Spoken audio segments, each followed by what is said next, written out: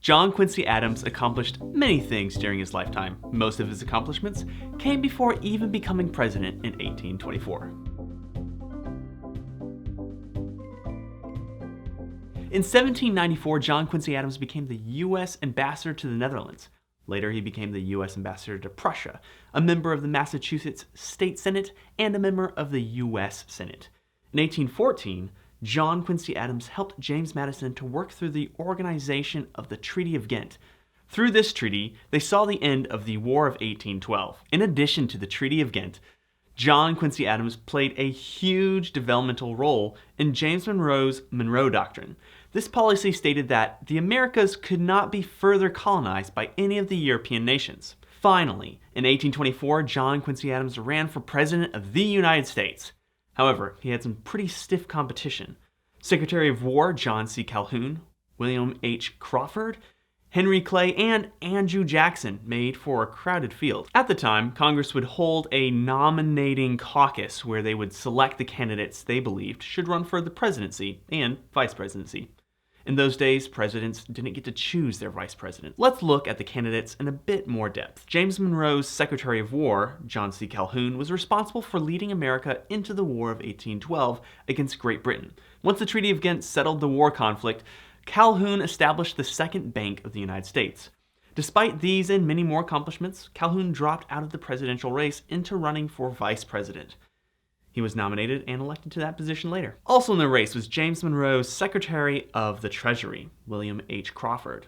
A year prior to becoming Secretary of the Treasury, he was the Secretary of War for Monroe's cabinet. In 1815, Crawford ran for the presidency as a leading candidate until deciding to give the presidency to Monroe for a second term. Of course, in 1824, he ran against Adams for the presidential position. Adams also ran against Henry Clay. Throughout his life, Clay served as a statesman, congressman, and senator for the United States. Additionally, Clay has significant involvement in the National Bank, the Missouri Compromise, and the Compromise of 1850. He ran for president 3 times during his life with 0 success. The last of the candidates Adams ran against was Speaker of the House Andrew Jackson. In 1814, he led U.S. troops in the Battle of New Orleans. A few years later, in 1818, Jackson led a controversial invasion of Florida, ruffling the feathers of his future running mates. The year before running for president in 1824, Jackson was elected to the United States Senate. Now that we know a little bit about the men Adams was up against, we can get into the details of Adams' presidency. During the election, Henry Clay eventually gave his vote to Adams, which allowed Adams to win officially. Because of this, Adams appointed Clay as his Secretary of State. Adams began his presidential term in March of 1825 as the 6th President of the United States. During his presidency, his desires were centered on national trade relations. He wanted to strengthen the exchange of goods between the North and the South. To do so, he sought the construction of roads and canals for transporting goods across state lines. In addition to more advanced internal trading, Adams also desired to see an advancement in education for the people of the United States.